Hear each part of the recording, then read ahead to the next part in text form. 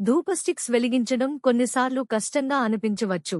పొగ సరిగ్గా రాకపోవడం, చాలా గట్టిగా వాసన రావడం లేదా ఎక్కువసేపు ఉండకపోవడం.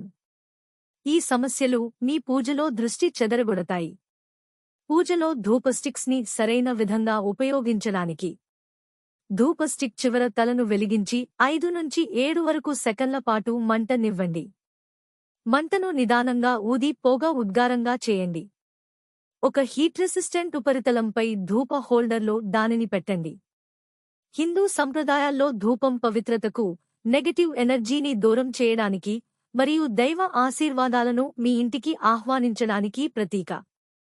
లోలా ధూప స్టిక్స్ సమానంగా దహనం అవడానికి, ఎక్కువసేపు నిలవడానికి మరియు సంస్కారపూర్ణమైన శాండల్వుడ్ మరియు రోజ్ వంటి సౌమ్యమైన వాసనలను ఇవ్వడానికి ప్రత్యేకంగా రూపొందించబడ్డాయి. ఇవి మీ పూజా కైంకర్యాలకు అద్భుతంగా సరిపోతాయి.